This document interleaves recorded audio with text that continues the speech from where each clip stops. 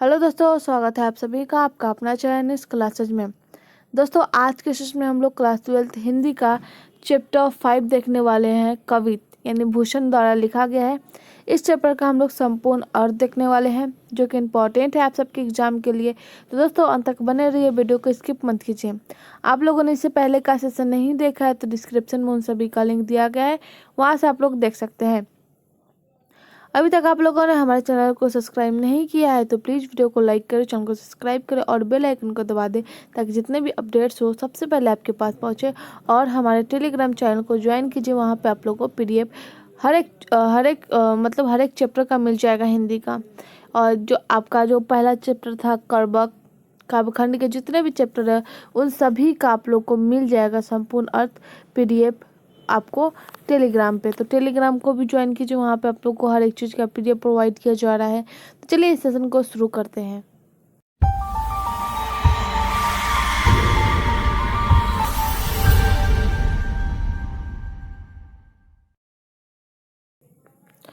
तो सबसे पहले हम लोग क्या देखने वाले हैं, भूषण।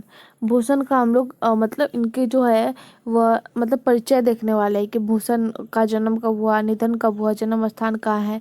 तो आप लोग को ये फिगर में दिख रहा होगा, ये जो है वो भूषण जी है। तो चलिए इनके बारे में कुछ जानकारी प्राप्त करते हैं।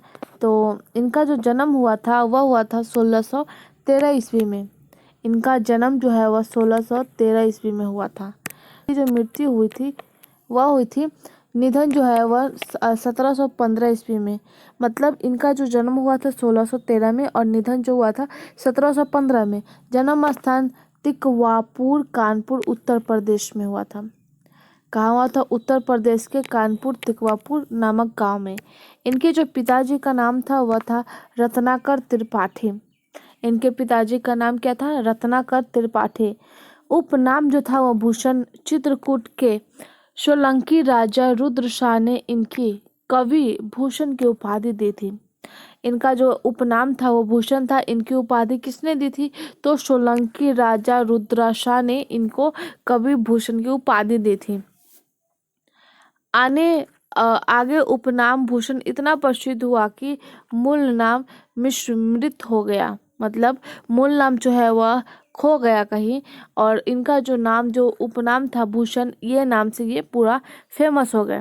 इनके बाद जो है प्रमुख आश्रयदाता, मतलब ये कहाँ कहाँ आश्रय किए, मतलब आश्रयदाता जिन्होंने दिया था उनके बारे में। तो छत्रपति शिवाजी, शिवाजी के पुत्र शाहू जी एवं पन्ना के बुंदेला राजा छत्रसाल, मतलब इनको प्रमुख जो है वह आश्रयदाता है। इनके बाद जो है इनकी विशेष जो है मतलब विशेष जो है वह इनके बारे में है। तो इनकी जो है वह रीति काल प्रसिद्ध कवि, ये जो है वह एक रीति काल के प्रसिद्ध कवि है।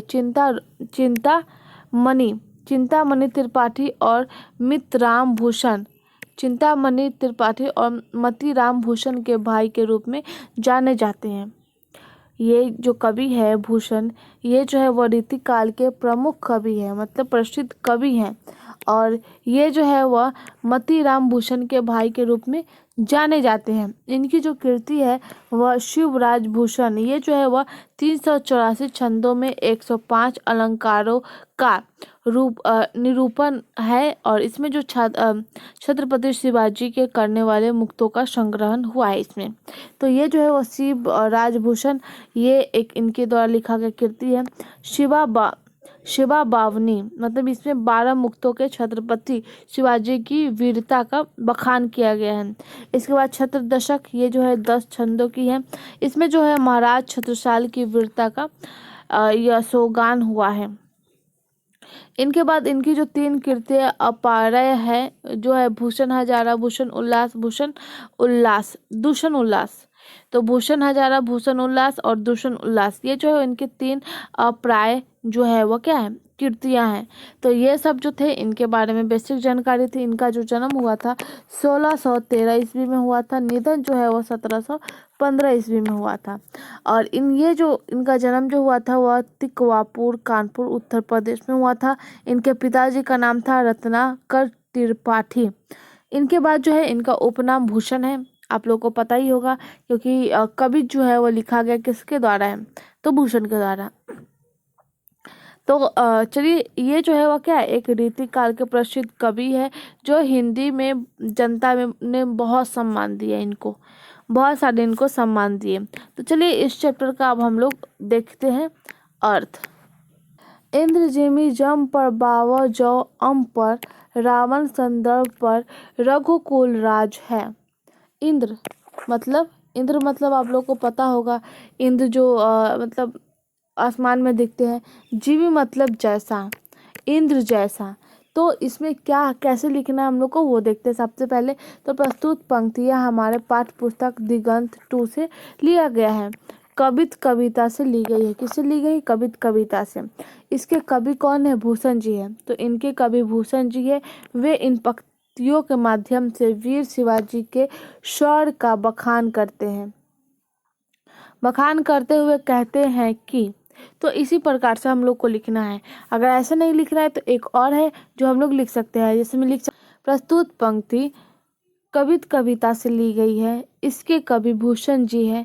ये इन पंक्तियों के माध्यम से वीर शिवाजी के शौर्य बखान करते हुए कहते हैं कि, मतलब दोनों तरीकों से लिख सकते हैं। तो चलिए कहते हैं कि जैसे इंद्र का राज यमराज पर है,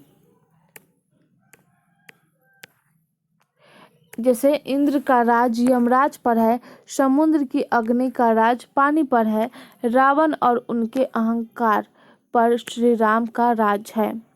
इनका कहना है, इन पंक्तियों में ये कहते हैं कि इंद्र जिमी जम पर, इनका कहना है कि इंद्र जिमी जम पर बावरा जो अम्ब पर, रावण संदर्भ पर रघुकुल राज है। मतलब इंद्र, जैसे कि इंद्र जो है वह इंद्र पर किसका राज है? जम्भ मतलब हो जाएगा यम। तो इंद्र पर जो है वह यमराज का राज है। उसके बाद जो है बोला गया कि समुद्र की अग्नि का राज जो है वो किस पे है? पानी पर है। रावण और उसके अहंकार पर किसका राज है? रघुकुल मतलब श्री राम का राज्य है। तो बावरा मतलब हो जाएगा समुद्र की आग या फिर बावर वागिन। तो समुद्र की आग पर जो है वो किसका राज है? वो पानी का राज है। तो इसमें बोला गया है कि जिस प्रकार से इंद्र पर जो है यमराज का राज है, समुद्र के आग पर पानी का राज है, उसी प्रकार रावण और उसके अहंकार पर श्री राम का राज है। ये भूषण जी जो है वो कहते हैं।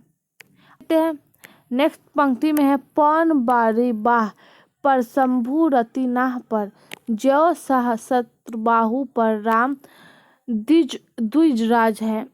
इस पंक्ति में बोला गया है कि पौन बारी ब्राह पर शंभु रति नाह पर, ज्यो सहस्त्रबाहु पर राम द्विज राज है। इस पंक्ति के माध्यम से वीर शिवाजी के शौर्य का बखान करते हुए कवि जो है भूषण जी है वो कहते हैं कि जिस प्रकार से हवाओं का राज बादलों पर है, जिस प्रकार हवाओं का राज किस पर है? बादलों पर। पौन मतलब क्या हो जाएगा? हवा हो जाएगा। तो जिस प्रकार जो है वह हवा का राज जो है वह बादलों पर है, भगवान शिव की राज रति के पति यानी कामदेव पर है। रति के पति मतलब कामदेव पर, यानी शंभु मतलब हो गए शिव और रतिना मतलब हो गए कामदेव यानी रति के पति। तो भगवान शिव का राज जो है वह रति के पति यानी कामदेव पर है। और जिस प्रकार राजा जो है वह एक राजा जो होते हैं वो जिसकी भुजाओं को परशुराम ने काट डाला था, जिस प्रकार राजा सहस्त्रबाहु पर भगवान परशुराम का राज है। तो इस पंक्ति में कवि जो है वो कहते हैं कि जिस प्रकार हवाओं पर बादलों का राज है, बादलों पर है, मतलब हवाओं का राज बादलों पर है, भगवान शिव का राज जो है वो कामदेव पर है, उसी प्रकार जो है वह राजा सहस्त्रबाहु पर भगवान परशुराम का राज है। किसका राज है? परशुराम का राज है। तो चलिए नेक्स्ट पंक्ति देखते हैं। नेक्स्ट पंक्ति है, दाता द्रोम दंड पर, चिता मृग झंडू पर, भूषण वितुंड पर जैसे मृगराज है। दावा द्रुम दंड पर, चीता मृग झुंड पर, भूषण वितुंड पर जैसे मृगराज है। इस पंक्ति के माध्यम से जो है वह कवि कहते हैं कि जैसे कि जंगलों की अग्नि का राज जो है, जंगलों की अग्नि का राज जंगल के पेड़ों और उसके वृक्ष की डालियों पर है। किस पर है? जंगल के जो राज होती है, जंगल की अग्नि का राज, वो जंगल के पेड़ पौधों पर और उनकी वृक्ष की डालियों पर है। जिस प्रकार मृग झुंड पर चीता का राज है, उसी प्रकार जो है वह हाथियों पर शेर का राज होता है। मृग राज मतलब जो हो जाएगा वह हो जाएगा हम लोग का, मृग राज मतलब हाथियों, तो हाथियों का राज किस पर है? शेर पर है। तो नेक्स्ट पंक्ति देखते हैं। नेक्स्ट पंक्ति है तेज तम अंश पर कान जिमी कंस पर। तेज तम अंश पर कान जिमी कंस पर यो मलेच्छ वंश पर सेव शिव राज है।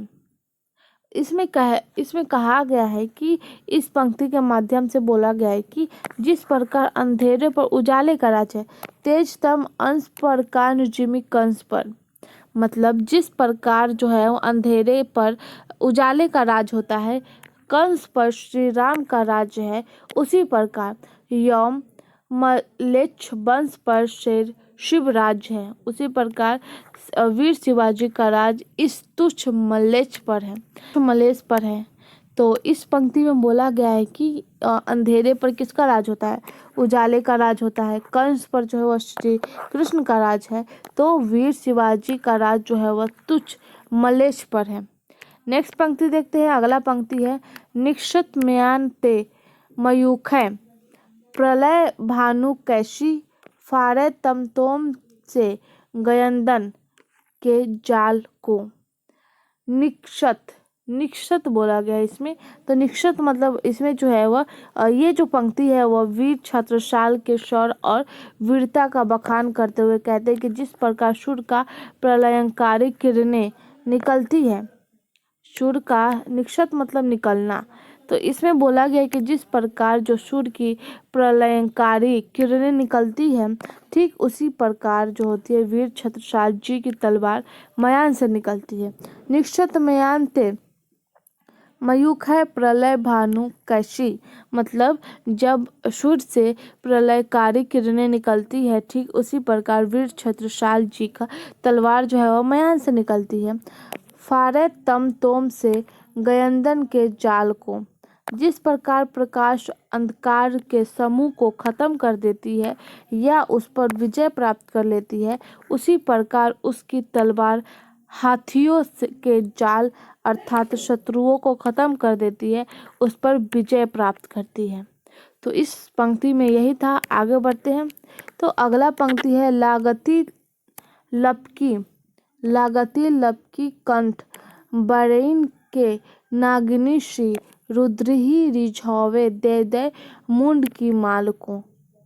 लागती मतलब इसमें कहते हैं मतलब भूषण जी कहते हैं कि आपकी तलवार ऐसे चलती है, लागती लपकी अट कठ बैरीन के नागिनी सी, मतलब ऐसे चलता है जैसे कि नागिन अपने शत्रुओं के गले से लिपट जाती है।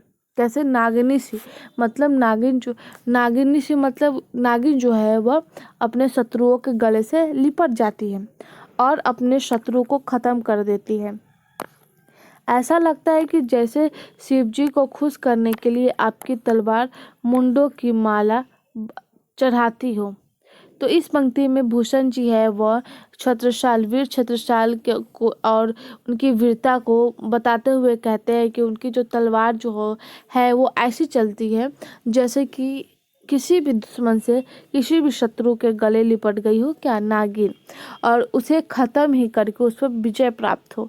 ऐसा लगता है जैसे शिव जी को खुश करने के लिए आपकी तलवार जो है वो मुंडों की माला चढ़ाती है।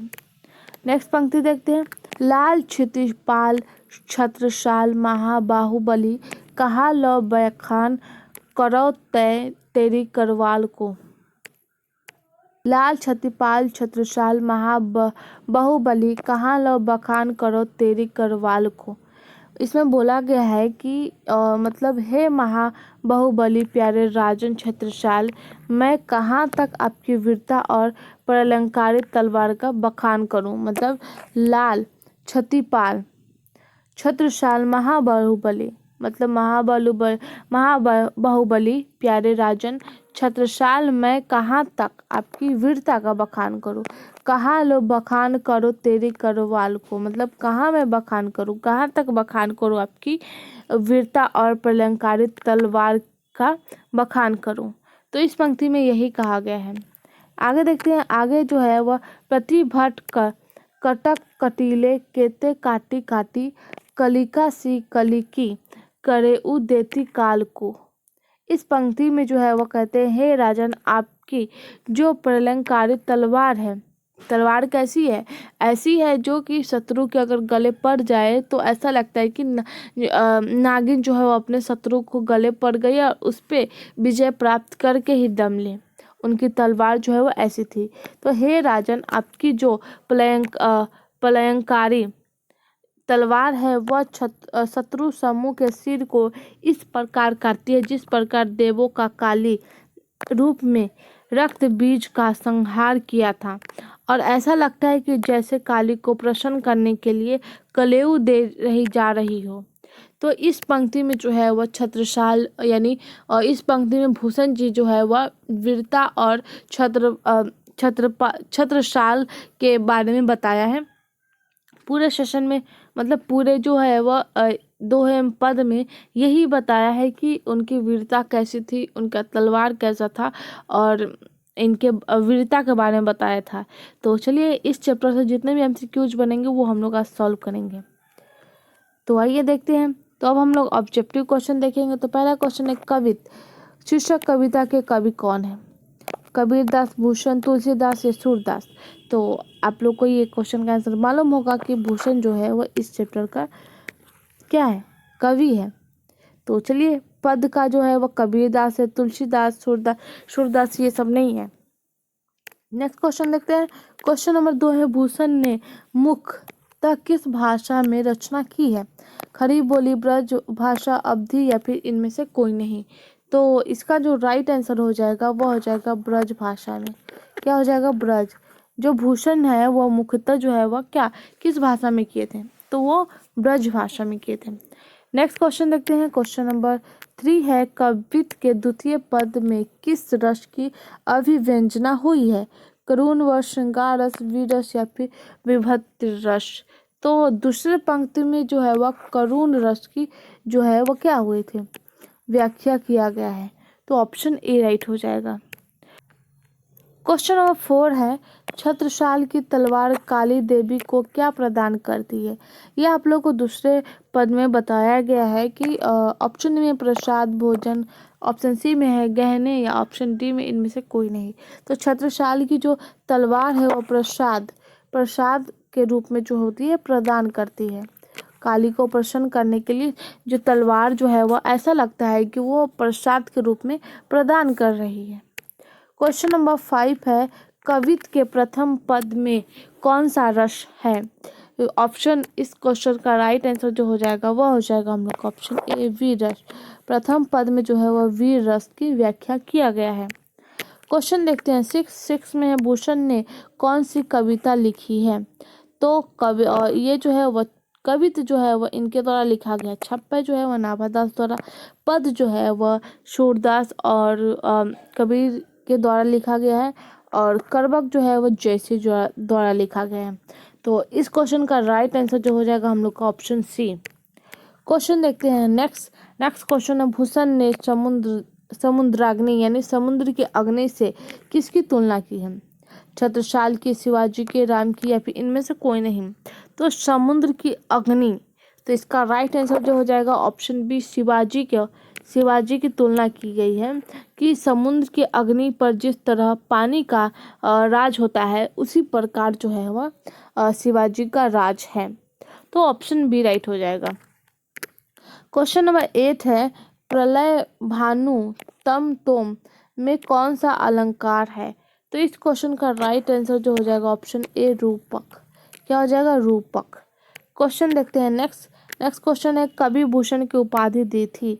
तो कवि भूषण की जो उपाधि जो है वह ऑप्शन ए, चित्रकूट के सोलंकी राजा रुद्र शाह ने दी थी। इनका जो उपनाम था भूषण था, और मतलब जो सोलंकी राजा थे इन्होंने ही भूषण को उपाधि दिया था कवि भूषण का। तब से इनका जो अपना जो नाम था वो नाम जो है वो क्या हो गया, गुप्त हो गया, और लोग इनको भूषण के ही नाम से जानने लगे। क्वेश्चन देखते हैं नेक्स्ट। 10 नंबर क्वेश्चन है, भूषण की कृति नहीं है। तो भूषण की कृति कौन कौन सा था, भूषण, हजारा भूषण, उल्लास और दूषण उल्लास। तो हर्षोल्लास तो था ही नहीं, तो ऑप्शन क्या राइट हो जाएगा, ऑप्शन डी। क्वेश्चन नंबर 11 है, शिवा बावनी में कितने मुक्ता है। शिवा बावनी में पूछा गया है कितने मुक्त है। तो 11 का जो राइट आंसर हो जाएगा 52। बावनी यानी 52, ऑप्शन सी राइट हो जाएगा। क्वेश्चन देखते हैं नेक्स्ट क्वेश्चन है, भूषण के पिता का नाम था। तो भूषण के पिता का जो नाम था रत्नाकर त्रिपाठी था। क्या था, रत्नाकर त्रिपाठी। तो ऑप्शन ए राइट हो जाएगा। क्वेश्चन देखते हैं नेक्स्ट, शिवा चावनी में किसकी वीरता का बखान है, यानी व्याख्या किया गया है। तो शिवाजी का। शिवा बावनी होगा, सॉरी ये चावनी नहीं होगा, क्या हो जाएगा, शिवा बावनी। शिवा बावनी, तो ये जो हो जाएगा हम लोग का राइट हो जाएगा। तो ध्यान में रखिए, ऑप्शन ए राइट हो जाएगा। क्वेश्चन देखते हैं नेक्स्ट क्वेश्चन है, चिंतामणि त्रिपाठी भूषण के कौन थे। चिंतामणि जो त्रिपाठी थे भूषण के भाई लगते थे। क्या लगते थे, भाई। तो ऑप्शन ए राइट हो जाएगा।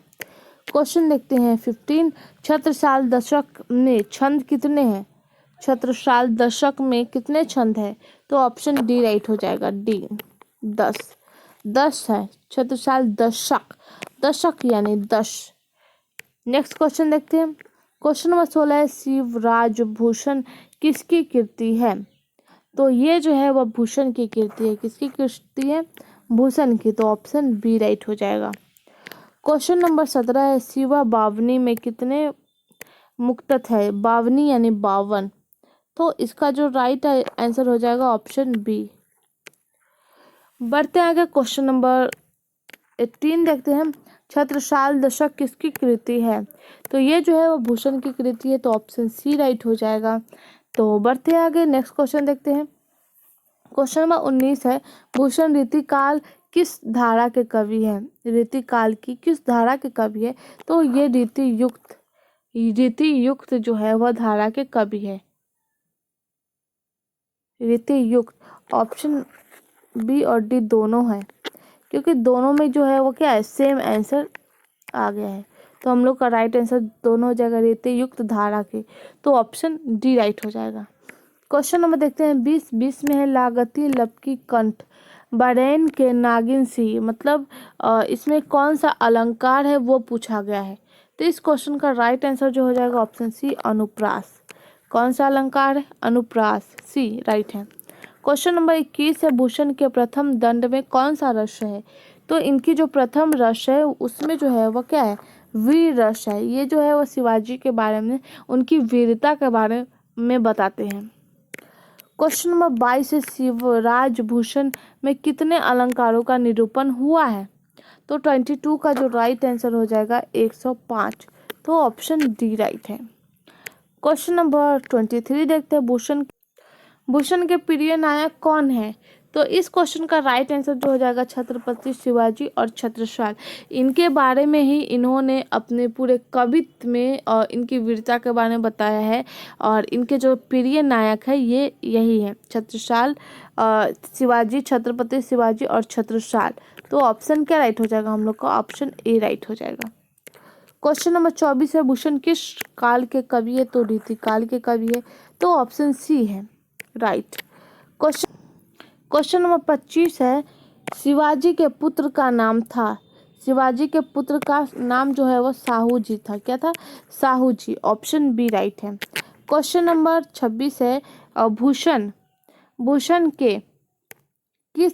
ने किस रस को प्रमुखता दी है। तो इसका जो राइट आंसर हो जाएगा ऑप्शन बी, करुण वर्ष की जो है वो क्या है, प्रमुखता दी थी। दूसरे पद में इन्हीं के बारे में है और पहले पद में वीर रस के बारे में। तो सबसे ज़्यादा प्रमुखता जो है वो करुण रस को दिया है। क्वेश्चन नंबर 27 है, कौन सी कृति भूषण की है? तो इसमें जो है वह भूषण की जो कृति हो जाएगी वो हो जाएगी हम लोग का ऑप्शन बी, शिवा बावनी। बावनी, ये बापनी है, सॉरी, और बावनी होगा, बावनी। शिवा बावनी जो है वह इनके द्वारा लिखा गया है। क्वेश्चन नंबर 28 है, निम्नलिखित में कौन सी रचना भूषण की है? तो इसमें जो हो जाएगा शिवराज भूषण, क्या राइट होगा? Option D. नेक्स्ट क्वेश्चन देखते हैं। क्वेश्चन नंबर 29 है, छत्रसाल की तलवार कौन से रूप में जो है वह धारण कर रखा है? तो ऑप्शन ए राइट हो जाएगा, रौद्र रूप में, ऑप्शन ए। तो चलिए आज का सेशन यहीं तक है। आई होप ये सेशन आप सबको पसंद आया है, और चलिए मिलते हैं अगले सेशन में। आज के लिए बस इतना ही, धन्यवाद।